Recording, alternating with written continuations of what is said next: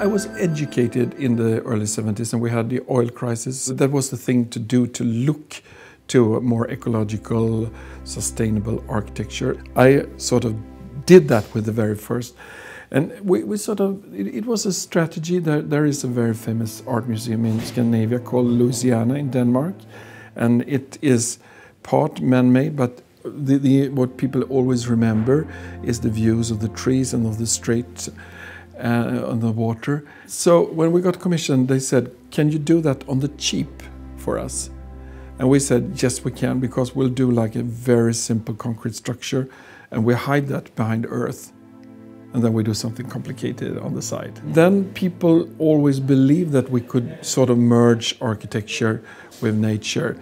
And I like that a lot, because that was like a path that no one else had ventured. We wanted to stand on a solid ground of science, of research, of knowledge, but we wanted to bend it in an organic way, forms that you can associate that to plants or to animals or to breed, and that's something very, very strong in us.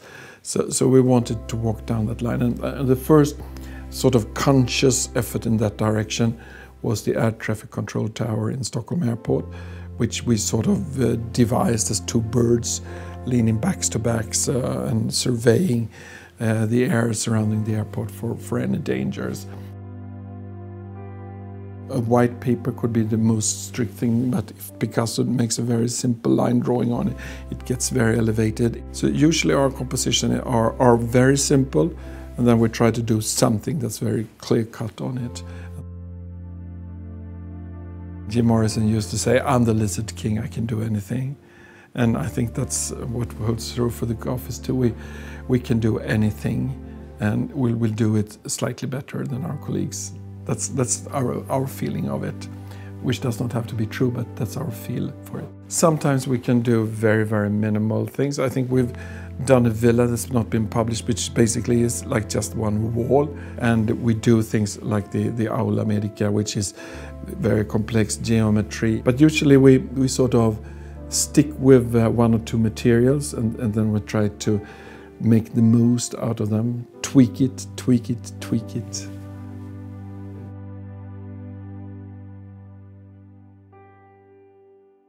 Well, the conception phase is, it's a very ongoing process all the time. So there is no beginning, there's no end, and there is very rarely, that genius sketch which everything is conceived in. If we want to do a museum, we perhaps start with the latest museum that we did. It's all about small adjustments, and sometimes there are big leaps, and usually the big leaps are done I would say mostly in our case, in conversations with the other architects.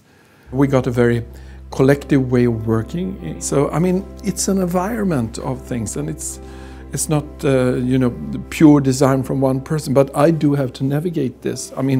It's like a big sailing boat. The boat doesn't function if it's not 18 guys pulling the trolleys, setting the sails and so forth, but still there does have to be somebody at the helm guiding this boat and this effort, and hopefully I'm at the helm.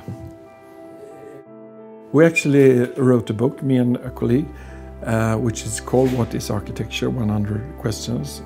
And we said architecture is the built picture of yourself. Built picture of yourself, which I think is very, very true. What I think is important, that every building tries to strive to elevate and enable people to take their place in society. I love that when people react to our building. People say that the time for the icons are past, and that might be true, but still in cities I think it's the blandness which is the main enemy. And I think any big city like Paris or London, it's always the icons that stand out, that sort of makes it easy for you to navigate the city and to get a sense of it. And we prefer to design those buildings, yes we do. One thing holds true for an architect is that you build more and more knowledge, so you usually get better and better the further you work.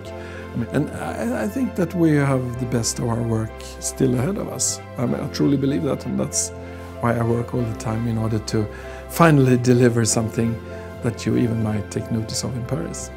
Finally.